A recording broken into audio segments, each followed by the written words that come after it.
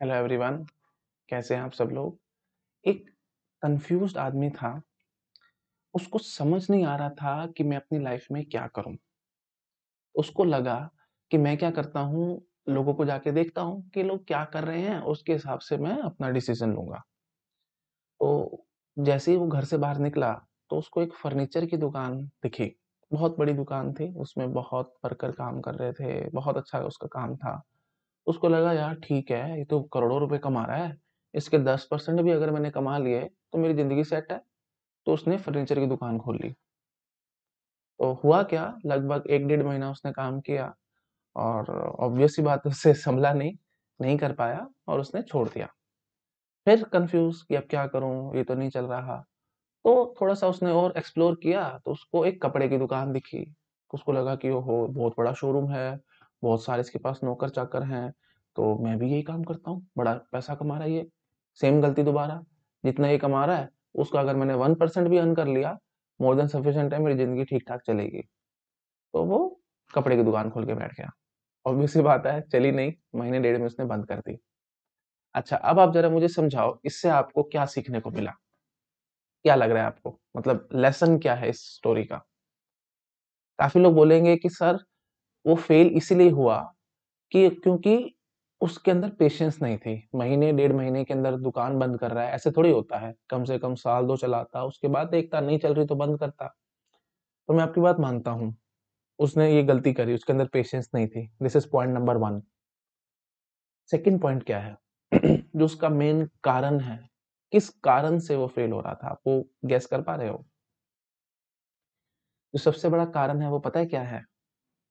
ठीक है, उसने अपने आप को फर्नीचर वाले से कंपेयर कर लिया, कपड़े वाले से कंपेयर कर लिया, बात इतने तक तो जायज़ है। लेकिन एक्चुअली मैं आपको बताऊँ उसने कंपैरिज़न किसके साथ किया है? आपको लग रहा है कि उस आदमी ने कंपेयर फर्नीचर वाले के साथ किया, लेकिन नहीं, फर्नीचर वाले की स्ट्रेंथ के साथ करा है। एक बार इस बात को पकड़ो, ये बहुत डीप में बात है। अगर आप इसको पकड़ गए ना, तो आपकी लाइफ़ सेट है, आपको दिक्कत नहीं आएगी कभी भी, है ना? आपके बेसिक फंडे लाइफ़ के क्लियर हो जाएँगे। किससे उसने कंपैरिज़न किया है? फर्नीचर वाले से नहीं किया, उसको तो वो जानता ही नहीं है। उसको कहाँ जानता है वो? उसको तो कभी मिला ही नहीं है, तो उससे कैसे कंपेयर करेगा? जिसको आप जानते-पहचानते नहीं, क्या कंपैरिज़न करोगे उससे? और उससे आपको क्या दिक्कत होएगी? नहीं कोई प्रॉब्लम, ठीक है? अब जैसे मैं शाहरुख खान को नहीं जानता, तो मैं उससे क्या कंपैरिज़न करूँगा? है ना? नो डाउट ठीक है, मतलब एज़ अ सेलिब्रिटी मैं उसको जानता हूँ, मेरे पास उसका ना फ़ोन नंबर ना कुछ, मैं कैसे कंपैरिज़न करूँगा उसके साथ अपना? समझ पा रहे हो? तो ऐसे ही नहीं जानता था, लेकिन किया क्या उसने? उससे कंपैरिज़न नहीं किया, उसकी स्ट्रेंथ के साथ कंपैरिज़न किया। अब आप एक कॉमन सेंस से बात सोचो, किसी आदमी की स्ट्रेंथ के साथ आप अपने आप को कंपेयर कर रहे हो, तो आप कहाँ स्टैंड करोगे भई? वो उसकी स्ट्रेंथ है, मतलब लाइफ टाइम उसने एक काम किया है और आप चाह रहे हो कि वो काम मैं 1-2 महीने में करना शुरू कर दूँ? This is never possible. तो कभी भी अपने आप को किसी की स्ट्रेंथ के साथ कंपेयर मत करो। जैसे मैं अपने आप को शाहरुख खान के साथ कंपेयर करूँ और मैं बोलूँ कि वो बड़ा अच्छा एक्टर है, बड़े पैसे कमा रहा है, उसके 1% भी मैंने कमा लिए तो मेरी ज़िंदगी सेट हो जाएगी, मैं भी एक्टिंग करनी शुरू कर देता हूँ, टीचिंग बंद कर देता हूँ। ये सबसे बड़ी बेवकूफ़ी है। उसकी स्ट्रेंथ है भई, ज़िंदगी बिता दी उसने ये काम करने में। बात समझ रहे हो? तो लोगों के साथ कंपैरिज़न तो करना ही नहीं है, लेकिन साथ-साथ उनकी स्ट्रेंथ के साथ तो भूल के भी कंपेयर मत करना। 100 क्या 110% आपको डिप्रेशन महसूस होएगा। बात समझ रहे हो? ऐसे उसने कपड़े वाले के साथ किया था, उसको जानता-पहचानता नहीं था, लेकिन उसकी स्ट्रेंथ के साथ कंपैरिज़न कर लिया। वो ज़िंदगी बीत गई उसको कपड़ा बेचते-बेचते, तो वो इतनी नॉलेज होएगी, कपड़ा देख के बताता होगा कितना कितने का है, कितने का नहीं है, एंड सो ऑन, उसको बहुत नॉलेज होएगी। तो उसके साथ कहाँ कंपैरिज़न करने चला गया वो? बात समझ आ रही है? तो कभी भी किसी की स्ट्रेंथ के साथ आपको कंपैरिज़न नहीं करना। अगर आपने किसी भी आदमी की स्ट्रेंथ के साथ कंपैरिज़न किया, गारंटीड आपको डिप्रेशन महसूस होगा। क्योंकि वो इंसान, मतलब समझ लो कि उसका दिमाग ज़्यादा चलता है उस चीज़ में, है ना? ऐसे आपकी भी कोई स्ट्रेंथ होगी, ज़रूरी नहीं कि आपकी कोई स्ट्रेंथ ना हो, आपकी भी कोई स्ट्रेंथ होगी, ऐसे किसी दूसरे की भी कोई स्ट्रेंथ होगी, लेकिन आप सोचो कि उसकी वो स्ट्रेंथ है, उससे वो बहुत ज़्यादा कुछ कर रहा है, तो मैं भी वो काम करके आगे बढ़ जाऊँगा, this is not possible. I think आपको समझ आ रहा होगा मैं क्या कहने की कोशिश कर रहा हूँ, ठीक है? तो कभी भी किसी की स्ट्रेंथ के साथ कंपैरिज़न नहीं करना। अच्छा, अब ये स्टोरी गेट के साथ कैसे लिंक करोगे? गेट के लिए आप लोग टेस्ट सीरीज लिख रहे हैं, सब्जेक्ट वाइज टेस्ट आप दे रहे हैं, तो ऑपरेटिंग सिस्टम का आपने टेस्ट दिया, सपोज करो से 50 मार्क्स का टेस्ट था, उसमें आपके अराउंड 40 मार्क्स आए, मतलब 80% नंबर आ गए आपके। बट आपकी जब रैंक देखी ना आपने, तो रैंक मिली आपको 500, मतलब अभी भी लगभग 500 लोग, 499 लोग आपसे आगे हैं, और ये चीज से आप डिप्रेस हो गए कि यार इतने लोग अभी आगे हैं, मेरा क्या बनेगा जिंदगी में, क्या होगा क्या नहीं होगा, एंड सो ऑन। बकवास है ये बात बिल्कुल। ये चीज सोचो, जिस जिस स्टूडेंट ने ओएस का टेस्ट दिया है ना, जो आपसे आगे है, वो सब्जेक्ट उनकी स्ट्रेंथ है। शायद आपकी अभी ऑपरेटिंग सिस्टम स्ट्रेंथ ना हो, आपके मन में वहम आ रहा हो कि नहीं जी नहीं, मेरे ये स्ट्रेंथ है, मेरा बड़ा अच्छा सब्जेक्ट है, एंड सो ऑन। शायद अभी वो सब्जेक्ट आपके स्ट्रेंथ नहीं है, ठीक है? तो इस बात को एक्सेप्ट करो कि मेरे ये स्ट्रेंथ नहीं है, लेकिन बाकी सारे लोगों का ये सब्जेक्ट स्ट्रेंथ था, इसलिए वो मेरे से आगे हैं। ओके, तो अब वही बात है, अगर आप डिप्रेस हो रहे हो तो डायरेक्टली इनडायरेक्टली आप क्या कर रहे हो, आप अपने आप को उनकी स्ट्रेंथ से मैच कर रहे हो। जिसकी भी रैंक 1 है ऑपरेटिंग सिस्टम में, आप प्लीज जाके चेक करो, अगर आपके पास अथॉरिटी है तो जो भी टेस्ट सीरीज है उसमें चेक करो कि उसकी रैंक 1 कहाँ कहाँ है। हर जगह रैंक 1 नहीं होगी, मैं इस बात की गारंटी लेता हूँ, ठीक है? तो आपसे जो आगे हैं वो आपसे पीछे भी होंगे बहुत सारे सब्जेक्ट्स में। तो सब्जेक्ट वाइज टेस्ट करते टाइम आपको ध्यान क्या रखना है, रैंक पे फोकस करना ही नहीं है, काटा लगा दो, रैंक नहीं देखने, आपको नंबर देखने हैं।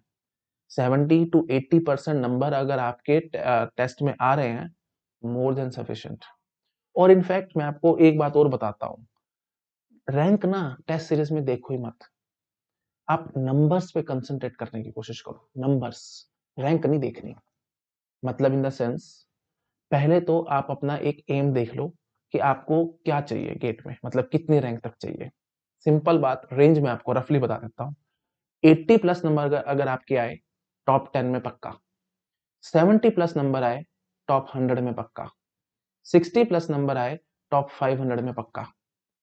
इस स्टाइल से चलो, रफली रफली मैं बोल रहा हूँ। अब जैसे गेट 2020 में मेरी शायद 94 रैंक आई थी, उस टाइम पे मेरे नंबर 72 थे, तो थोड़ा सा पेपर आसान था, तो 70 प्लस के अराउंड में आपको बता रहा हूँ कि टॉप 100 में रैंक आपकी आ सकती है। तो इन नंबर्स पे फोकस करो, ना कि रैंक पे, ठीक है? अगर आपके 70 to 80% नंबर टेस्ट सीरीज में आ रहे हैं, टॉप 100 में आप पक्के हो, गारंटी है, ठीक है? टेंशन नहीं लेनी बिल्कुल भी। रैंक को मारो गोली, जो भी रैंक आ रही है, जैसे भी आ रही है, छोड़ दो। हाँ, अगर आपके नहीं आ रहे तो डिप्रेस नहीं होना, आप पहले एक अपना एम डिसाइड कर लो कि आपकी औकात कितनी है और आप कितने तक जा सकते हो।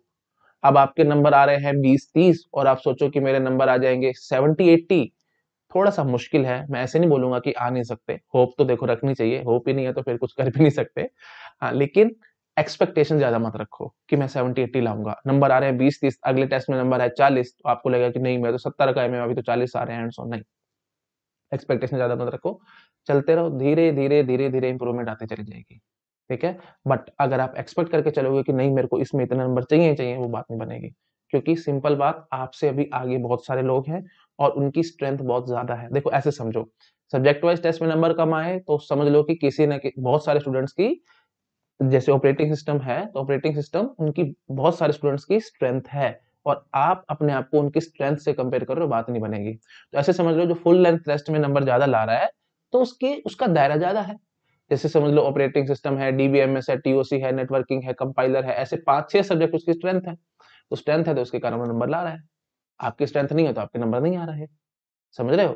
तो धीरे धीरे आप स्ट्रेंथ बना सकते हो, लेकिन कंपैरिजन करना बंद करो प्लीज, इस बात को समझो, ठीक है? नेगेटिविटी बहुत ज्यादा आपके अंदर आती चली जाएगी अगर आपने कंपैरिजन किया तो सिंपल बात मैं बार बार समझा रहा हूँ, नंबर के हिसाब से चलो, रैंक के हिसाब से मत चलो, ठीक है? एक अपना पहले डिसाइड कर लो कि इतने नंबर तक मेरे को चाहिए, और उतने नंबर के लिए आप काम करो, रैंक मत देखो, ठीक है? रैंक देखोगे, लोगों से कंपैरिजन करोगे, तो भाई उठ नहीं पाओगे ऊपर, बहुत ज्यादा परेशान हो जाओगे।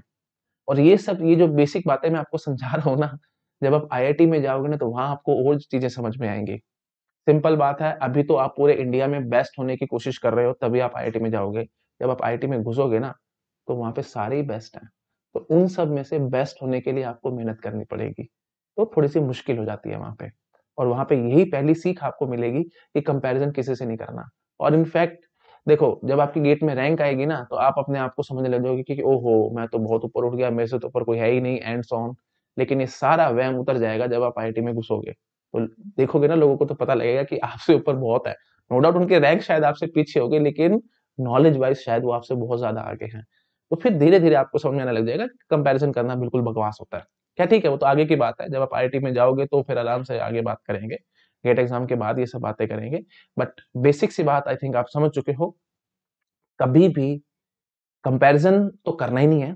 रादर किसी की स्ट्रेंथ के साथ अगर आपने कंपैरिजन किया तो ये बहुत बड़ी बेवकूफी है। ठीक है, एक बात सिंपल मैं ये भी समझा सकता हूँ। देखो, स्ट्रेंथ से कंपैरिजन करना इज जस्ट लाइक कि एक आदमी के पास डायमंड है और आपके पास एक पत्थर है। तो अब आप ये सोच रहे हो कि इसके पास जो डायमंड है ना, वो पत्थर ही है, डायमंड नहीं है, वो पत्थर है। आपके दिमाग में ये चल रहा है। और वो जब अपना ये पत्थर बेचने के लिए गया मार्केट में, एक्चुअली में जो डायमंड था वो 1 करोड़ का बिक गया। तो आपको लग रहा है अच्छा, ये अपना पत्थर 1 करोड़ में बेच आया है, तो मेरा 1-1.5 लाख का तो बिक ही जाएगा। लेकिन आपको चवन्नी नहीं मिलनी उस पत्थर की। बात समझ में आ रही है? ये है एक्चुअली जो आप काम कर रहे हो, स्ट्रेंथ को कंपैरिजन करने वाला। ठीक है, तो प्लीज इस बात को समझो, इस बात को एक्सेप्ट करो कि आपके पास पत्थर है और उसके पास डायमंड है। अगर आप इस बात को एक्सेप्ट नहीं करोगे तो फिर आप इसी वहम में जीते रहोगे कि उसका 1 करोड़ का बिके तो मेरा भी 1-1.5 लाख का बिकेगा। बात समझ आ रही है? तो जो जिसकी स्ट्रेंथ है वो है। ठीक है, आप अपनी स्ट्रेंथ पे काम करो, ना कि किसी दूसरे से कंपैरिजन करके सोचोगे कि ठीक है वो उसकी स्ट्रेंथ है ना, तो मैं भी ये स्ट्रेंथ बना लूंगा। ये बात नहीं बनेगी। ओके, इससे फिर नेगेटिव फीलिंग्स आएंगी और आप परेशानी होते चले जाओगे डे बाय डे। ठीक है, तो डिप्रेशन में ना आने का, परेशान ना होने का सबसे बेसिक कारण मैंने आपको अब समझा दिया है। आई थिंक क्लियर हो गया होगा सबको मैं क्या कह रहा हूँ। ठीक है, okay, thank you so much, bye bye.